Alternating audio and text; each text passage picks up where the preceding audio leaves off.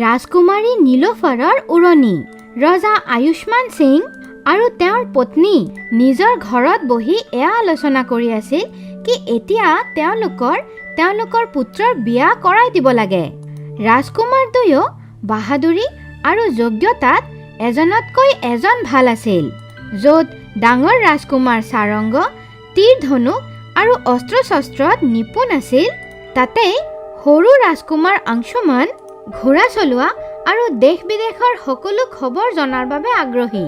সেইবাবে সুযোগ পালে দুয়ো ভাই মা দেউতাৰ পৰা আজ্ঞা লৈ বাহিৰলৈ ওলাই যায়।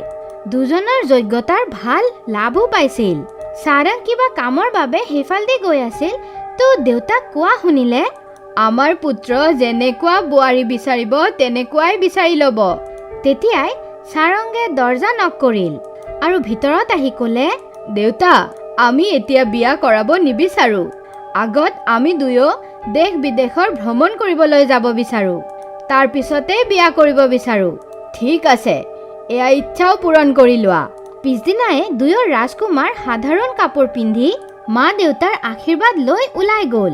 সাৰংগৰ ঘোঁৰা বগা আছিল আৰু অংশুমানৰ ঘোঁৰা কলা ৰঙৰ আছিল। দুয়োজন জংঘল পাহাৰ পাৰ কৰি বহুত আগলৈ গুচি গৈছিল। সূৰ্য মূৰৰ ওপৰত উঠি গৈছিল। বহুত গৰম হৈ আছিল। বাটত এটা নদী পালে, তো তেওঁলোকে ভাবিলে নদীত হাত মুখ ধুলে অলপমান আৰাম পাই যাম। কোনো এজোপা গছৰ তলত বহি অলপমান বিশ্ৰামো কৰি ল'ম আৰু ঘোঁৰাবোৰেও অলপমান বিশ্ৰাম পাই যাব। এয়াই ভাবি তেওঁলোকে নদীৰ ওচৰতে এজোপা গছৰ ছায়াত ঘোঁৰা দুটাক বান্ধি দিলে আৰু নদীৰ পাৰত গৈ হাত মুখ ধুলে, হেঁপা পলুৱাই পানী খালে আৰু ঘোঁৰাৰ বাবেও পানী লৈ আহিল। ঘোঁৰাবোৰক পানী খুৱাই গছজোপাৰ তলত বিশ্ৰাম কৰিব বহিল। অলপ দেৰি পিছতে তেওঁলোকে দেখিলে এজনী ছোৱালী যাৰ মুখখন সম্পূৰ্ণভাৱে উৰণি দি ঢাকি থোৱা আছিল আৰু তাই খুৰাই খুৰাই খোজকাঢ়ি আছিল, গছজোপাৰ তলত আহিল আৰু ক'লে, মোৰ টুকুৰিটো বহুত গধুৰ হয়, আপোনালোক এয়া উঠাবলৈ মোৰ সহায় কৰি দিব নেকি? হয় হয়, ক'লে যাব লাগিব? বাছ ওচৰতে মোৰ ঘৰ হয়। মই ভৰিত দুখ পাইছোঁ, সেইবাবে আপোনালোকৰ ওচৰত সহায় খুজিবলৈ আহিলোঁ। ইয়াততো কোনেও নাই, তথাপিও তুমি যদি উৰণি দি মুখখন ঢাকি খোজকাঢ়া তেনেহ'লে দুখটো পাবাই। দুয়োজনে তাইৰ টুকুৰি উঠালে। টুকুৰিবোৰ বৰ গধুৰ আছিল।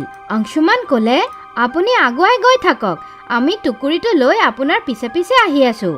যেতিয়া তাই ঘৰলৈ আহিল, তো তাইৰ মা তাইৰ বাট চাই আছিল।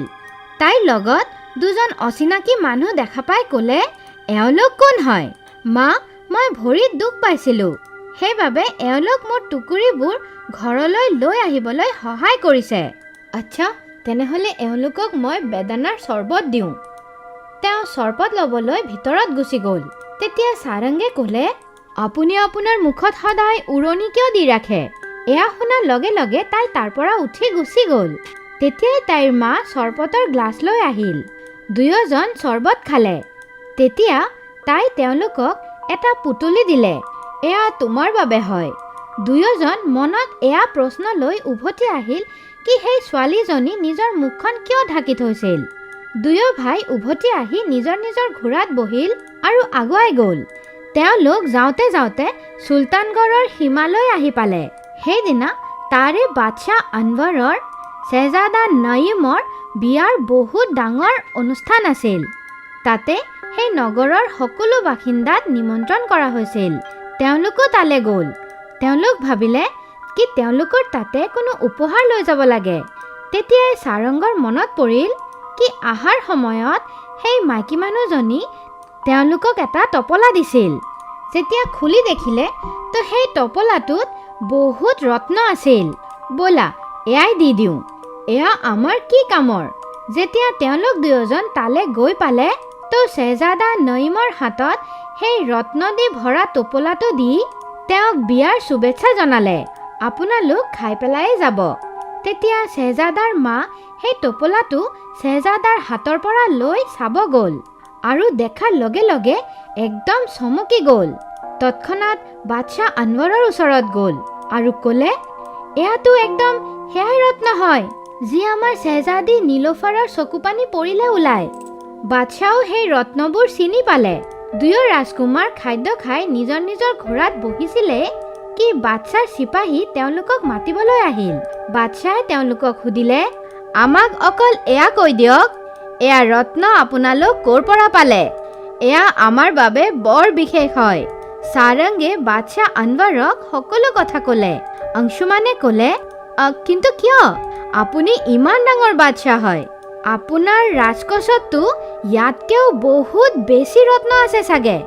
বাদশ্বাহে ক'লে কি ৰাণীৰ কোলাত যেতিয়া তাই আছিল তেতিয়া কোনোবা এজন ফকীৰে ৰাণীক কৈছিল, তুমি মোৰ বেমাৰত মোৰ ইমান সহায় কৰিলা, মোক খাদ্য দিছা, তোমাৰ গৰ্ভত থকা বাচ্চাটোৰ বাবে মই প্ৰাৰ্থনা কৰোঁ কি তাই যেতিয়া হাঁহিব তো ফুল ওলাব আৰু যদি কান্দে তেনেহ'লে ৰত্ন ওলাব। সেই ফকীৰজন চাগে আল্লাৰে ফৰিস্তা আছিল। আমিতো এয়া কথা পাহৰিয়ে গৈছিলোঁ। আমাৰ দুটা যমজ ছোৱালী হ'ল। ৰেহানা 3 মিনিট ডাঙৰ আছিল। কেইদিনমান পিছত যেতিয়া সিহঁতে হাঁহা আৰু কান্দা আৰম্ভ কৰিলে তেতিয়া সেই ফকীৰৰ কথা সঁচা হৈ গ'ল। আমাৰ নীলোফাৰ হাঁহিলে ফুল সৰে আৰু কান্দিলে ৰত্ন। আমিতো আমাৰ পুত্ৰী দুয়ক পাহাৰা দি ৰাখিছিলোঁ। তেওঁলোক দুজনী 2 বছৰৰ হৈ গৈছিল। কিন্তু এদিনাখন যেতিয়া ৰেহানা আৰু নীলোফাৰ ৰাণীৰ ওচৰত শুই আছিল আৰু ৰাণী যেতিয়া শুই উঠিল তো তাই দেখিলে কি নীলোফাৰ তাতে নাছিল। আমি তেতিয়াৰ পৰা তাইক বিচাৰি আছোঁ, কিন্তু তাইক ক'তো পোৱা নাই। তেতিয়া ৰাণী নিজৰ সন্দুক খুলি বহুত ৰত্ন লৈ আহিল আৰু ক'লে, চোৱা এয়া সেই ৰত্নই হয় না? মই 16 বছৰ ধৰি এয়া ভালকৈ থৈছোঁ। ৰাজকুমাৰে দেখিলে এয়াতো একদম সেয়াই ৰত্ন আছিলে। তেতিয়া সাৰংগে ক'লে, ব'লক এতিয়াই যাওঁ। এতিয়া আপোনালোক আমাৰ বিশ্ৰাম কক্ষত আৰাম কৰক, কালি ৰাতিপুৱা যাম।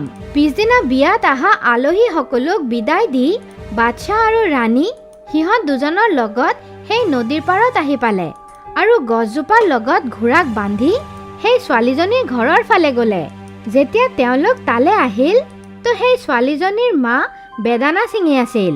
তাই ৰাজকুমাৰক দেখাৰ লগে লগে গম পাই গ'ল কি এওঁলোক কিয় আহিছে।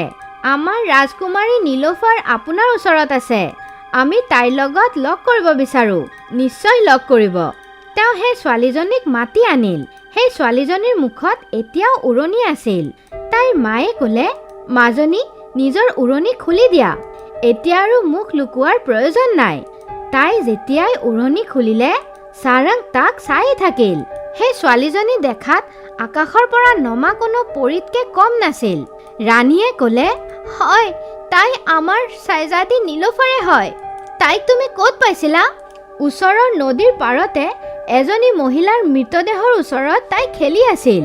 যেতিয়া মই তাৰ পৰা পানী লৈ আহি আছিলোঁ তেতিয়াই মই এই ছোৱালীজনীক কোলাত লৈ ল'লোঁ।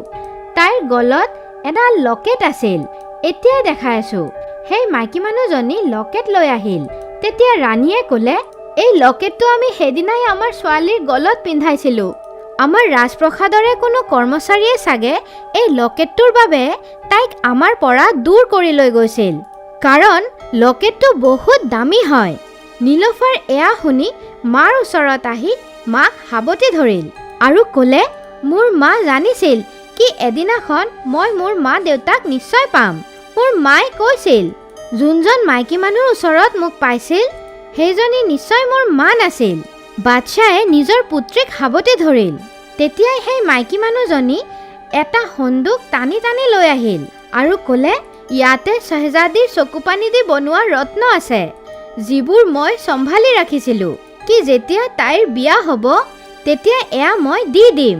বাদশ্বাহে মাইকী মানুহজনীৰ সততা দেখি প্ৰভাৱিত হৈ গ'ল আৰু ক'লে, আমাৰ ইমান দামী ৰত্ন আপুনি ইমান যতনেৰে চম্ভালি ৰাখিছিল, এতিয়া আমি আপোনাক ইয়াতে থাকিব নিদিওঁ। আপোনাক এৰি চাগে নীলোফাৰো যাব নিবিচাৰিব। বাদশ্বাহে সাৰং আৰু অংশুমানৰ ফালে দেখিলে আৰু ক'লে, তোমালোক দুয়ৰ বাবে আমি আমাৰ পুত্ৰীক উভতাই পালোঁ। আমি তোমাক পুৰস্কাৰ দিব বিচাৰোঁ। সাৰংগে তেতিয়া তেওঁক ক'লে কি তেওঁলোক দুজন ৰজা আয়ুষ্মান সিঙৰ পুত্ৰ হয় আৰু দেশ ভ্ৰমণৰ বাবে ওলাইছিল। বাদশ্বাহ বৰ আনন্দিত হ'ল। তেওঁ ক'লে, তোমালোক দুয়ো দেশ ভ্ৰমণ কৰি আকৌ চুলতানগড়লৈ আহিবা। সকলো বাদশ্বাৰ ৰাজপ্ৰসাদত গৈ পালে। বহুত উৎসৱ কৰা হ'ল। পিছদিনাই বাদশ্বাহ ৰজা আয়ুষ্মান সিঙৰ তালে গ'ল আৰু তেওঁক সকলো ক'লে। তাৰপিছত ক'লে, মই মোৰ ৰাজকুমাৰী দুজনীৰ বিয়া আপোনাৰ ৰাজকুমাৰ দুজনৰ লগত কৰিব বিচাৰোঁ। ৰজা বৰ প্ৰসন্ন হ'ল। তেওঁ ৰাজি হৈ গ'ল। কেইমাহমান পিছতে ৰাজকুমাৰ দুয়ো যেতিয়া চুলতানগড় আহিলে, তেতিয়া বাদশ্বাহে তেওঁলোকৰ বৰ আদৰ যত্ন কৰিলে আৰু ক'লে, আপোনালোক দুজনক দিয়াৰ বাবে মোৰ ওচৰত মোৰ ৰাজকুমাৰী দুজনীৰ বাহিৰে আৰু একো মূল্যৱান নাই। ৰাজকুমাৰ দুজন ৰাজকুমাৰী ৰেহানা আৰু নীলোফাৰক লৈ নিজৰ ৰাজ্যলৈ আহি গ'ল। তাতে সাৰংগৰ বিয়া নীলোফাৰৰ লগত আৰু অংশুমানৰ ৰেহানাৰ লগত কৰি দিয়া হ'ল। সাৰংগে নীলোফাৰক সুধিলে, আপুনি এতিয়াতো কৈ দিয়ক কি আপুনি আপোনাৰ মুখত সদায় উৰণি কিয় দি ৰাখিছিল? নীলোফাৰ লাজ পাই ক'লে, মোৰ মায়ে কৈছিল কি মই বৰ ধুনীয়া, ক'বাত কাবাৰ বেয়া দৃষ্টি যেন লাগি নাযায়, সেইবাবে। আপোনাৰ মা ঠিকেই কৈছিল। সকলোৱে আনন্দৰ লগত জীৱন যাপন কৰিব লাগিল।